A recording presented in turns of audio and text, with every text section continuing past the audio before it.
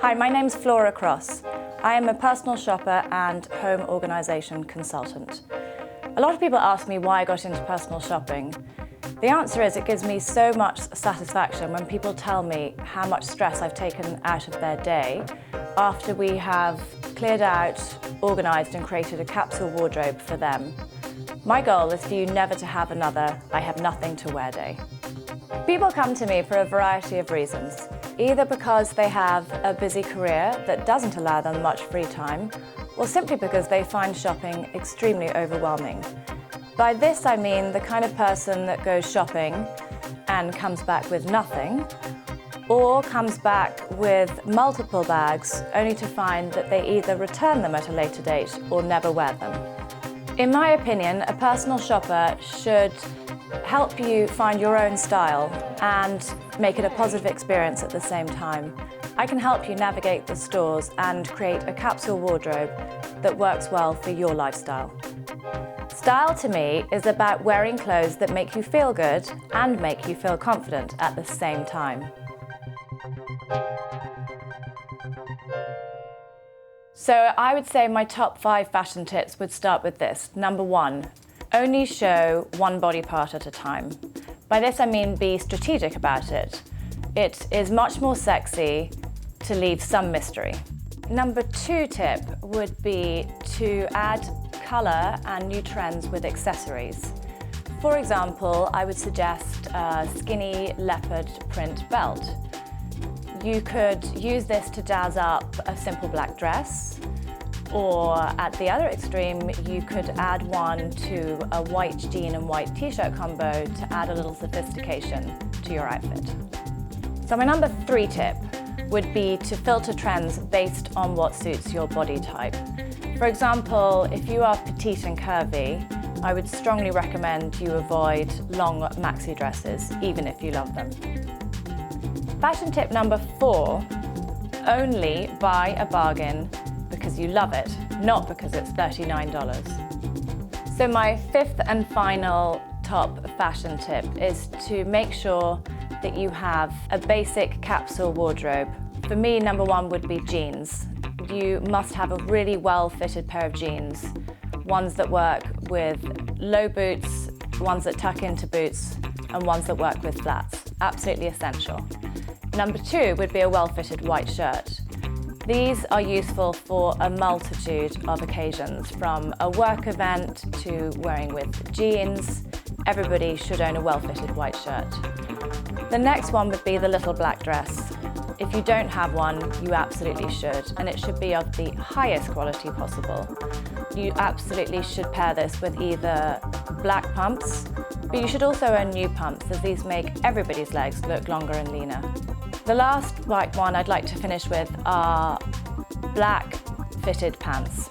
These have, without doubt, lasted many, many seasons, and the reason for this is because they make practically everybody look longer and leaner, especially if you pair them with heels. This may not be everybody's best look, but I have been able to make this work for most of my clients by pairing them with either longer tunics, jackets, loose tops, whatever works for you. These undoubtedly should be a staple in your wardrobe. An organised wardrobe can make all the difference between walking into your closet and feeling like you have nothing to wear, and walking into your closet knowing that you have multiple choices that work well for you and make you feel good. Wardrobe tip number 1, editing your wardrobe. This ideally should be done as frequently as possible, but to be realistic, I would like to suggest twice a year. This would be spring, summer, and fall, winter. We all know the rule of if you haven't worn it in a year, you should get rid of it. I know that this is really hard for most people to do, but it is something you should strive towards doing.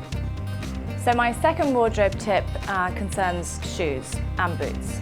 If you aren't lucky enough to have the space to display all of your shoes and boots in one place, ideally floor to ceiling on a rack, your other alternative is to store them in their boxes. I strongly recommend that you take a Polaroid picture of each pair of shoes and label the boxes this way for easy finding when you're in a rush. Another option, if you're short of space, would be to store your off-season shoes in clear boxes on a higher shelf that you don't typically need access to. Wardrobe tip number 3. So if you're working with a small space in your closet, I would maximize areas like doors by hanging storage compartments that can store anything from jewelry to flip-flops, scarves, or belts. Many people forget that this is a great place to hide away accessories, but also makes them very easy to access for when you're getting dressed. So on to my 4th tip, and one of my personal favorites, hangers.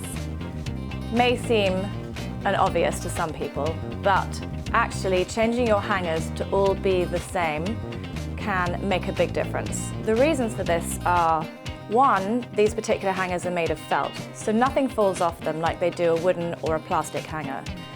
Number 2, they're very streamlined, so they will save space in your closet. And lastly, if you have all of the same type of hanger, it really makes the space look just much neater and tidier. These are a personal favorite of mine.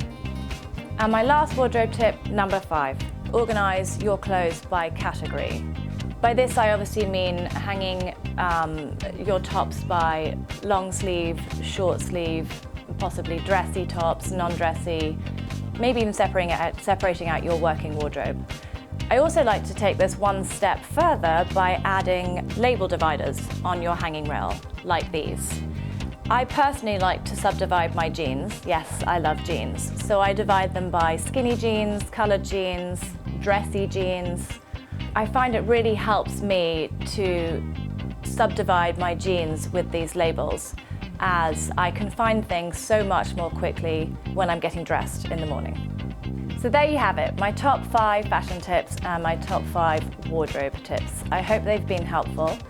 And if you'd like any more help or advice, please visit me at styledbyflora.com.